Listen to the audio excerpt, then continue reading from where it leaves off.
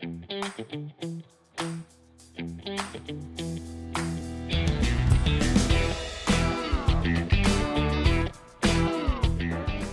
today's episode of the Savage Leader podcast, I had a fun and lively conversation with William Toti, a retired Navy submarine commander who went on to become the CEO of Sparton and now helps military veterans successfully transfer out of the military and into the civilian world. We had a great chat about what it's really like to live on a submarine for months on end without any kind of daylight, some of the leadership lessons he learned while living on that submarine. But then we really dug in around understanding what it's really like to transition out of the military and into the civilian world, some of the struggles, some of the challenges, but also some of the tips to help veterans transition successfully. But even more important is how companies can hire more veterans, what are the benefits of hiring veterans, and how they can do so successfully. So keep listening. I hope you enjoy today's conversation.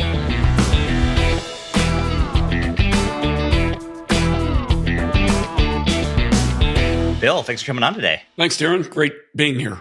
So take me back in time, and I'm going to go somewhere a little different than maybe you expect. But rather than ask you about how you got into the military, I did hear there was actually a previous career goal about being an astronaut. Tell me about that a little bit. Yeah, being a child of the 60s, and I'm really a child in the 60s, I remember I was riveted by the Apollo moon program, right? I remember sitting there on the floor. I think I was maybe 10 years old when Neil Armstrong took those first steps on the moon, and I was hooked. That's what I wanted to do. And I set every life's goal around becoming an astronaut. And so when I was in high school, John Glenn, astronaut, very famous astronaut, runs for the Senate in Ohio when I'm living in just outside of Youngstown, Ohio at the time. And I volunteered to be on his campaign, not having any idea that he's going to come to Youngstown and I might have the chance to meet him. So I figured, I knew at the time you had to be a military test pilot generally, or pilot, to become an astronaut. So I was going to go to the Air Force Academy, by God, and be a pilot. And so I applied, got an appointment at the Air Force Academy. John Glenn shows up in town, and I get to meet him because I worked so hard on his campaign. I wasn't even old enough to vote at this point, but I worked so hard on his campaign. They said, you could spend a couple hours with Mr. Glenn as he goes around town and things like that. And as I'm talking to him about my desire to be an astronaut, and Mr. Glenn, I've got an appointment at the Air Force Academy, and I'm going to be a pilot just like you. And the guy probably thought I was sophisticated enough to understand that what he was about to say was a joke, but I wasn't. And so what he ends up saying is, Air Force Academy, don't you know I was a Marine? If you got to go to an academy, the way you become a Marine pilot is go to the Naval Academy. And I said, okay. And so I decided, okay, forget that Air Force Academy thing. I'm going to apply to the Naval Academy. The problem was all the appointments for the Naval Academy that year were gone. So what do? I go to the local recruiter and I enlist as a regular sailor to prove to them how serious I was about going to the Naval Academy. It was crazy. I enlisted for 6 years. And I remember in boot camp, my company commander, drill sergeant guy, laughing at me every time I say, yeah, but I'm not going to be enlisted very long because I'm going to go to Annapolis next year. And you're an idiot. But it worked out. I applied and I got appointed to the Naval Academy the very next year. And that's how I ended up in the military. The problem was, in the intervening years, my eyes went bad. So I couldn't be a pilot. And so I ended up as a submariner until the space shuttle program began. And then the mission specialist position opened up and I could become an astronaut again. So I applied, was appointed, get to Houston, fail the astronaut physical, specifically the eye exam. So I'm kicked out of the astronaut program before I even begin, and my life's dreams evaporate. And I ended up spending the rest of my Navy career as a submariner, which didn't suck. It was a great career. And truthfully, I wouldn't change a thing. The 40 years downrange, I wouldn't change a thing. So, sorry, long answer to a short question. No, that's a exciting and interesting anecdote for sure.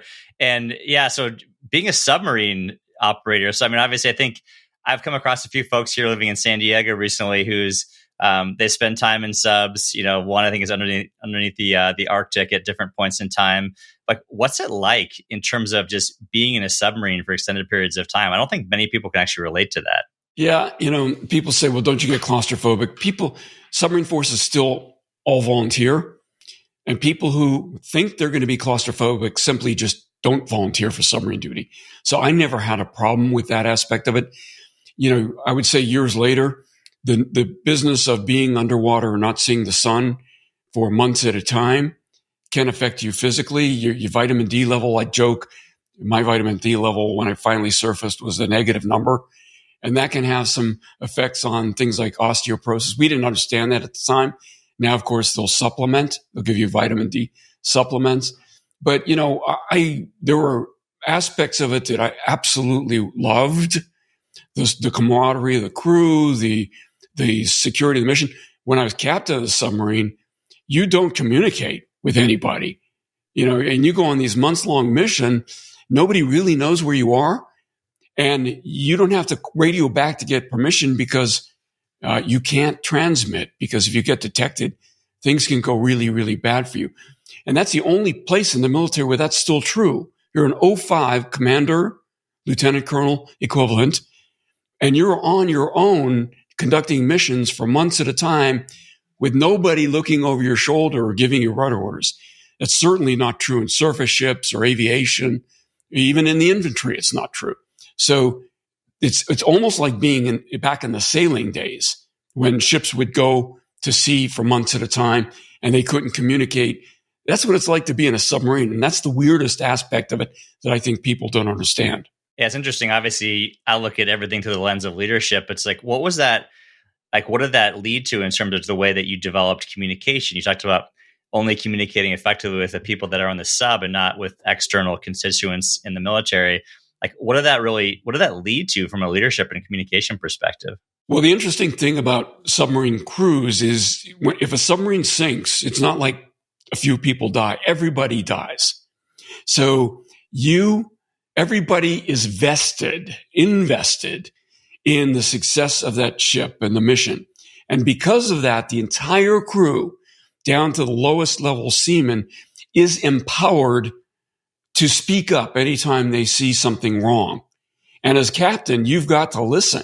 If somebody knows something's wrong, they need to feel empowered to come to you and tell you about it so you can keep a really, really bad thing from happening.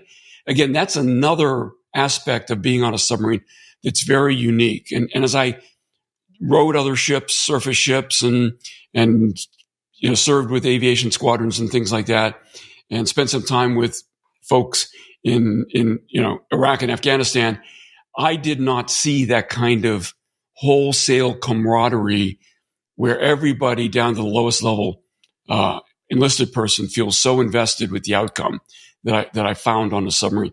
So that's the positive. The negative is you can become fairly lazy as a leader and this can become counterproductive when you finally transition to industry, because your crew may disagree with you on that submarine, but in final analysis, there's no place for them to go. When you make a decision as the captain of the submarine, they're all going, whether they like it or not. And that can cause you to be kind of less active in your leadership style than you might, maybe you ought to be, in bringing your crew along with you as you make decisions and keep making sure they feel invested in whatever decision you're making. And I've found that in some cases, the folks that transition from leadership positions like that do have a harder time transitioning to industry and modifying their leadership style to one that's more appropriate. In fact, I tell my active duty friends who are transitioning to industry, leadership is hard, but it's even harder when you're leading people who can actually quit. And when I say that, I think the light bulb comes on for most of them, and they understand that they may need to adopt a new style. Yeah, it's interesting. I was actually interviewing a very successful executive recruiter or headhunter for my next book, and he just talked about just how just leaders over time just can't go whipsawing back and forth when when the economy is bad and just, they're not treating their employees the way they should. And then when it's good, now they're suddenly this servant leader, they're looking at it in a different way. What you're explaining is almost an extreme example of like a terrible economy. They can't not only leave your team, they physically can't leave the premises. Absolutely. There's no, you want to leave, you can go through the hatch, but there's like 400 feet of seawater between you and the surface, and it's not going to go well for you, right? Yeah, talk about a captive audience. Yeah, absolutely captive. So talk me forward a little bit further. Obviously, you had a long and illustrious career in the Navy, and like, what was next for you? Like, how did the evolution of your career, and what did you learn about yourself along the way? Yeah, so I had to make a decision at the point in my career when I was going to transition to industry. There's the desire, kind of the bait that's held out for you when you reach a certain level that maybe you're going to have an opportunity to be an admiral. And, do you really want to stick around for that? I had served as Commodore of a submarine squadron where I had 6 Los Angeles class submarines in my squadron in Pearl Harbor, Hawaii. And, there's a good chance I would be competitive for admiral. The problem with that is once you get selected for admiral, you basically 3 years you're waiting to pin it on. And then you got to stay in another 3 years to retire at that rank. And that means 6 years spent just getting the admiral thing out of the way. And I realized somehow, and I'm not sure how I knew this, that if I didn't transition to industry before I was in, let's say, my mid 40s, I would not have a really true viable second career, because I assumed a second career would consume about 20 years of my life. And if I was going to retire at 65, I needed to start it by like age 45 in order to have a full second career, not just another job after the military. And so I decided to make that transition right after my Commodore tour and jump into my first industry job, which was with, I'll say it, Raytheon, in a leadership development program. The interesting thing about that notion was I was in my mid 40s. I had commanded what we would call a major command, which is post 05 command. And so I thought of myself as a well-established leader at that point in my time.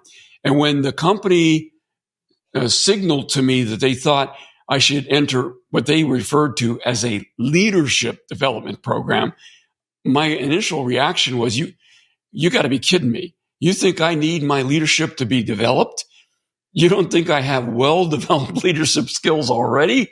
And, I could have reacted badly to that and got a chip on my shoulder, but I decided not to. I just decided I had no idea what they really meant by this. I had no idea what it was going to really take to succeed in this second career. I'm not a captain in this new life. I'm going to be an ensign all over again, second lieutenant equivalent, right? So, these people seem willing to invest in me. Maybe I ought to take them up on it. And so I made the transition into that company, and it was a wonderful experience. It was a wonderful place to go. Yes, indeed, their definition of leadership was different than what I had assumed they were talking about. And what they were really talking about is creating a business vision and leading people, basically aligning the vectors in synchronicity with that business vision. And that was something I did not know how to do. So the training program was great, and it really ended up being the right place for me to be. And what was next for you? Because obviously, I know you talk about in your book from CEO to CEO, meaning commanding officer to CEO. Like, what was that journey like for you? Obviously, you had the humility to accept going backwards in some sense in terms of in the civilian world and the training program. But how did you progress? What were some of the things that you had to learn?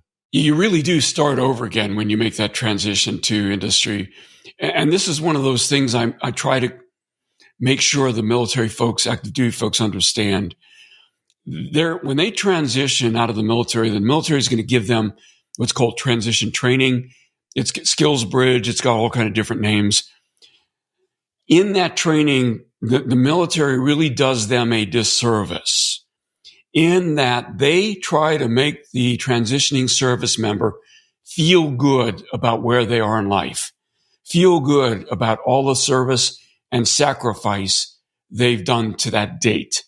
And they try to talk up about how that service and sacrifice on active duty is going to propel them into accelerated success in their civilian careers. And the truth is, not only does it not truly propel them, it can actually serve as an anchor unless they recalibrate their brains when they begin that second career in industry. And so from my standpoint, understanding that I was starting over again was exactly the right approach to take. And I also made sure that from every job I had, I cast as wide a net as possible in learning as much as I can from each position. So, for example, one of the first things I did was I didn't even know what a proposal was, but the company needed somebody to lead a proposal effort for a hundreds of $500 million program. And so I had to volunteer because I figured it was a really good experience for me to dive in deep into how a company wins a new pursuit, a program that sustains them and leverages their advantages to build something really good for the military. And basically, I took over as a capture manager and learned how to do that. Then I learned how to do, kind of advanced development, profit and loss, and manage a group of engineers who were both writing code and designing hardware. And in little baby steps and little increments, I was expanding my P&L abilities and relationship to the point where I was eventually considered for a vice president position in running a multi-billion-dollar business unit. And that was within 3 or 4 years of me leaving the Navy. And again, I say this to my active duty friends, there was a lot of great things about being in industry, but one of them is in the Navy, you have this thing called a lineal number, and you can't get promoted until your time comes, until your lineal number is there. There's no such thing in industry. And you get promoted when the company thinks you're ready and a position's available. And you could be working for them for 6 months or 6 years or never get promoted. But it's all up to you. So tell me a little bit, what you talked about, to me, I'll call it lifelong learning. I believe you called it an eager student's mindset in your book. But what were some of the other skills that allowed you to have such a rapid ascent? So 4 years from leaving the military into, I think what you said, being a VP of a multi-billion-dollar business unit. Like, what were some of the other things that helped you ascend, not just in those 4 years, but even to becoming the CEO of a very large company? When I first transitioned, my inclination was to go try to seek counsel and advice from other veterans who had transitioned. And then I started realizing that, these people I'm asking for advice from aren't where I want to be. They're kind of also kind of at the same level I am.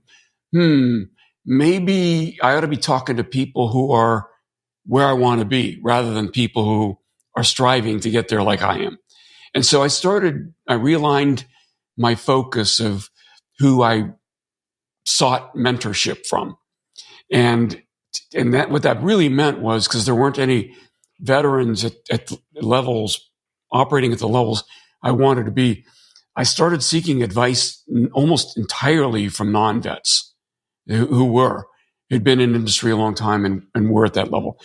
And it took me a while to get them to break down the barriers that I think existed from their point of view on what they felt comfortable telling me and what they didn't feel comfortable telling me. So, for example, a lot of non-vets have a hard time telling a served senior leader like I was, a military leader like I was, you know what?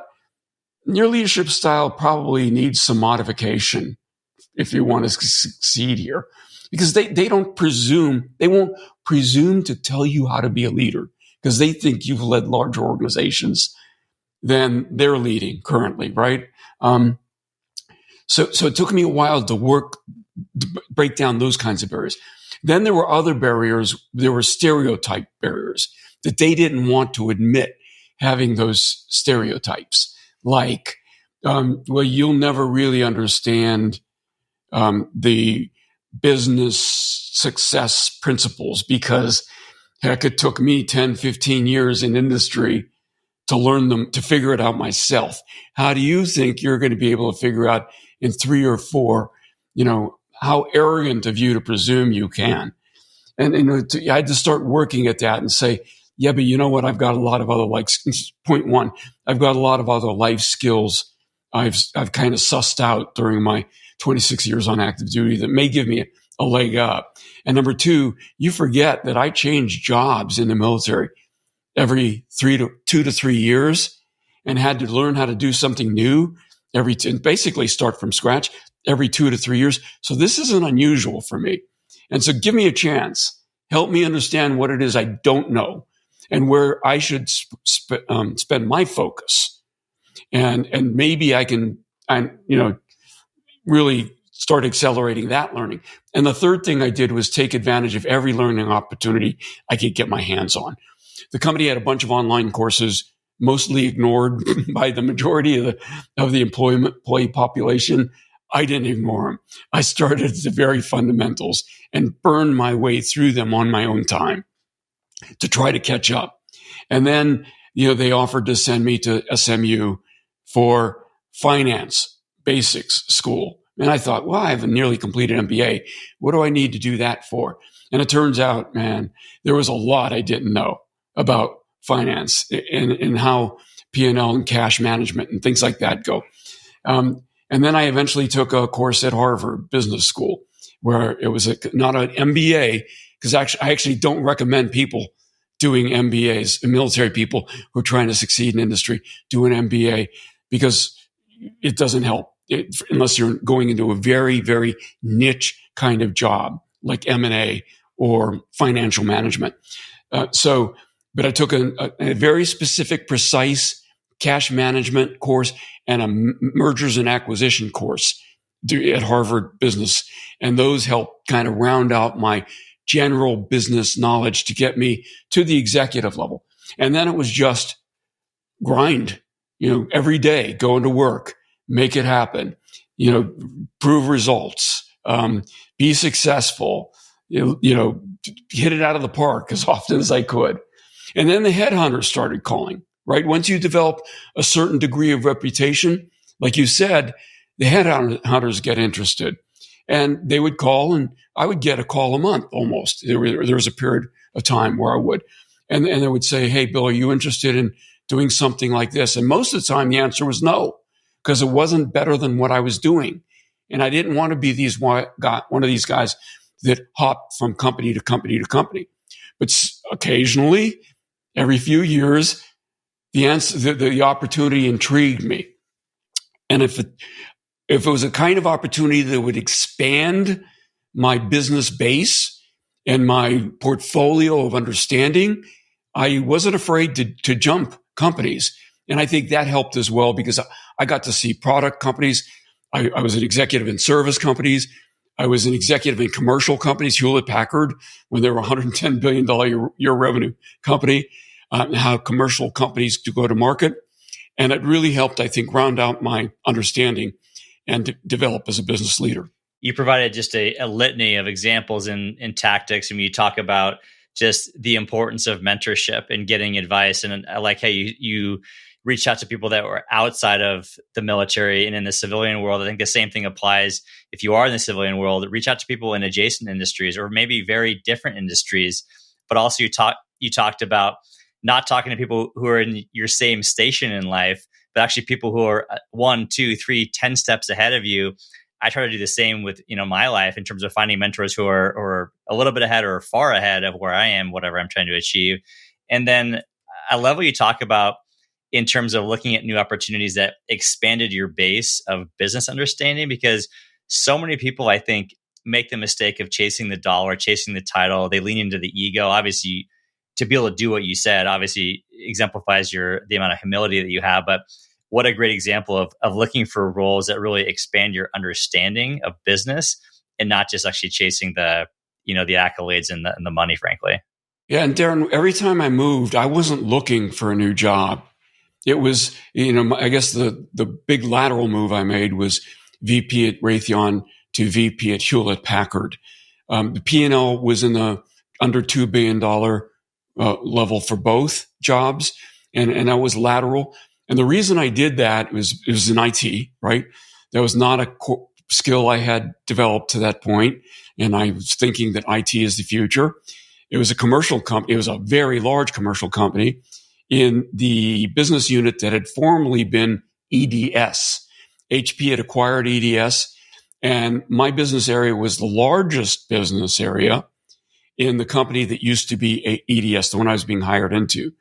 And I was intrigued by the notion of being the largest business area in a fully commercial company. And over the time I was there, within the first year I was there, we actually went through 3 CEOs. And the third of 3 was Meg Whitman, who's well known globally. And Meg became, because she had just run for governor of California unsuccessfully.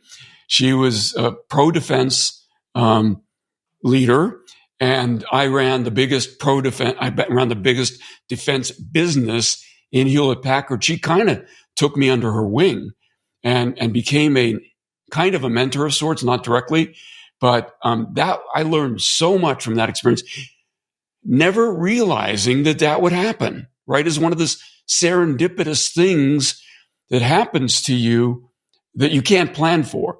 And I thought I was moving laterally to expand my understanding of industry and the commercial business world as opposed to the defense business world. I had no idea that I would also learn and work closely with this great business leader. And so that was a wonderful experience for me too. Yeah, what a fascinating career journey. And just you mentioned so many great companies and roles and experiences, and then frankly, just the right mindset to grow and develop. I'd love to shift gears a little bit here. I know the big focus in your career now, you wrote a book about it, is around military transitioning. And what is the biggest misconception that people have in terms of military folks transitioning into the civilian world? I think a lot of people assume, oh, there's tons of job opportunities. Oh, it's a seamless transition because they have a title, they've had quote unquote leadership. But what's the biggest misconception that people have about that transition process? The first point I'm going to make, I tell to both the transitioning military and companies alike. And that is that I call it the great lie, is the way I refer to it in my book. In the 15-year journey I had in industry leading to my position as CEO of Sparton Corporation, I heard this great lie over and over and over again because it was told to me when I was first transitioning out of the Navy. And that lie is, you military people have great leadership experience. All your future employer wants from you is good leadership. And I believed it. I wanted to believe it because I knew I had it, right? Or I thought I had it. And so the reason that idea is so destructive is because that is absolutely not all your future leader, all your future employer wants from you. And in fact, if you gave it 20 seconds of thought, you would realize that's not even true in the military. If all you needed was good leadership, then you could take a B-52 wing commander, put him on a submarine as captain, and he would do just fine. And of course, that's not true. You absolutely have to know something about the organization, the systems, the processes, the people that you're leading in order to be a good leader. And good leadership by itself doesn't give you any of that. So that's the great lie. The second thing I tell mostly just to veterans, not to the companies, is that there are a lot of positions, the companies will never say this to you, but there are a lot of positions they're afraid of putting a veteran in. And in that regard, it's very likely you're not going to get a fair shake because they're going to think you're going to carry too much, I will call it military baggage, as you transition into that role. And they don't want to deal with that. They don't want to deal with retraining you, on how to think like a civilian or think like a business person or recalibrate your leadership technique. They want somebody who could step into that, pretty much directly. And because of that, they're going to probably default to hiring another business person in that role. But over the years, I've heard many business people say to me, why wasn't I considered for that job? And I have to say to them, because your peers at your age, people who've been in the workplace the same amount of time you have. Let's say you were in the military for 20 years. Your peers have 20 years of business experience that you do not have. And that company's going to consider that as a deficiency for you. And you're going to have to overcome that deficiency. There's ways you can do it. It won't happen immediately. You have to go into your job search program with your eyes wide open and understand that they're not going to open every opportunity to you. So what do you say are the solutions to those three big issues? Obviously, obviously a lack of the right training, the afraid of putting vets in certain positions. Like, what advice did you have to veterans, or frankly to organizations, about how to overcome some of those hurdles?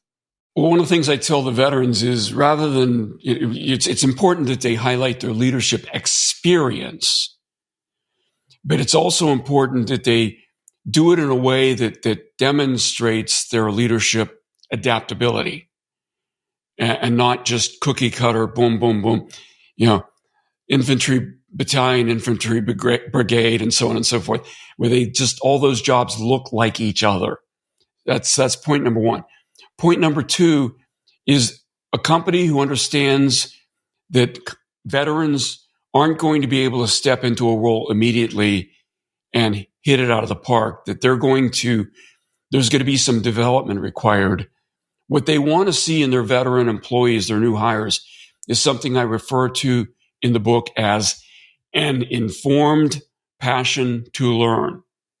Informed because that veteran has a lot of real life experience the company will want to leverage when they hire them. Passion because the company wants to hire people with fire in their belly. They don't want to hire veterans who think, okay, now I'm going to go take it easy in a civilian job. My life's not going to suck anymore, right? They want people who are going to work hard, who we say in the military can embrace the suck. And that's what passion really means, a fire in the belly. And the third part is to learn. They want to hire people because they know they're not going to know everything on day one they need to know to succeed in their new job. They want to hire people who have a proven track record of learning how to do new jobs over and over and over again, because that's exactly what they're going to do when they get hired.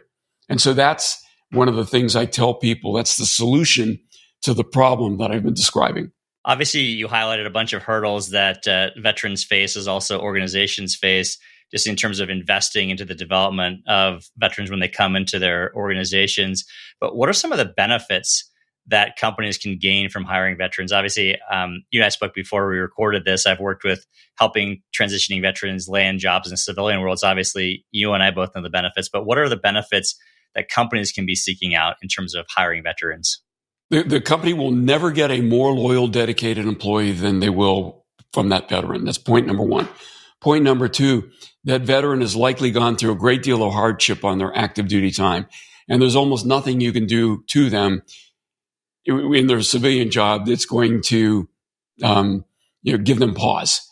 And so that's another thing where you aren't going to get the whiny, entitled person when you hire that veteran.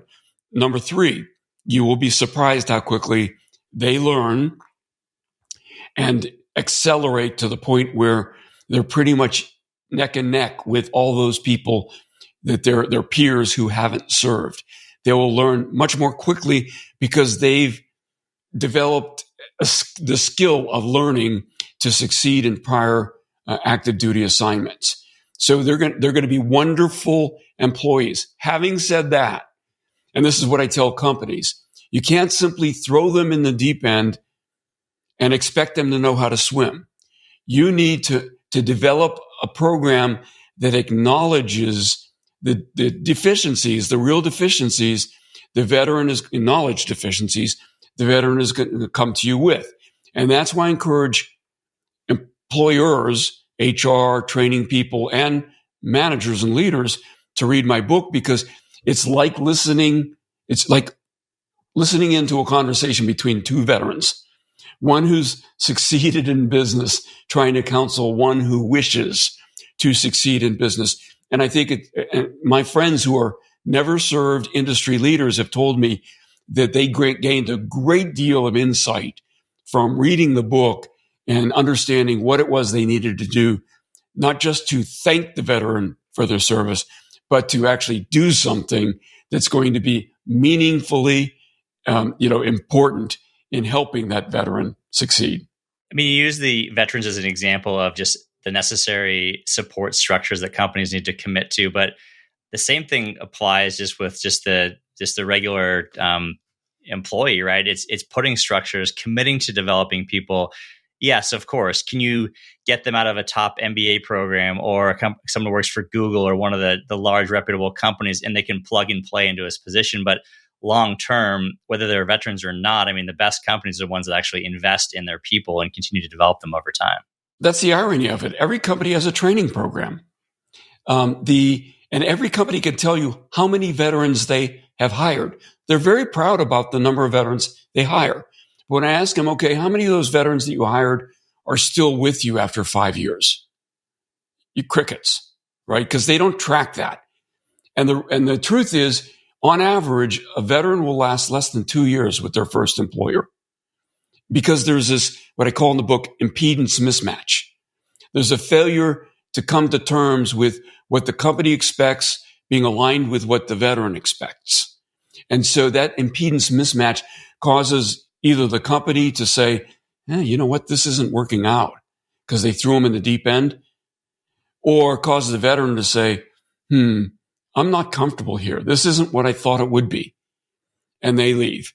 But if they gave a little bit of thought to how to close the gap and conduct training for the veteran equivalent to the training that they conduct for, like you said, the transitioning MBA or somebody like that, they would increase their success rate from 30% to 80%. But it does require some thought. Well, Bill, I know you're a really busy guy these days. Where can people go to find out more about your book, maybe pick it up to buy a copy for themselves? Well, the book is available everywhere. You would expect Amazon and Barnes & Noble, things like that. It's available in ebook, on Kindle, Apple Books, and on audio book and Audible and Apple audiobooks. So that's available anywhere. If you want to reach out to me, my website is William Toti, spelled TOTI.com. And my email is there. And I respond to all my emails. So don't be afraid to reach out. I'm happy to help. Fantastic. Well, thanks so much for your time today. Thank you, Darren. It's been a pleasure.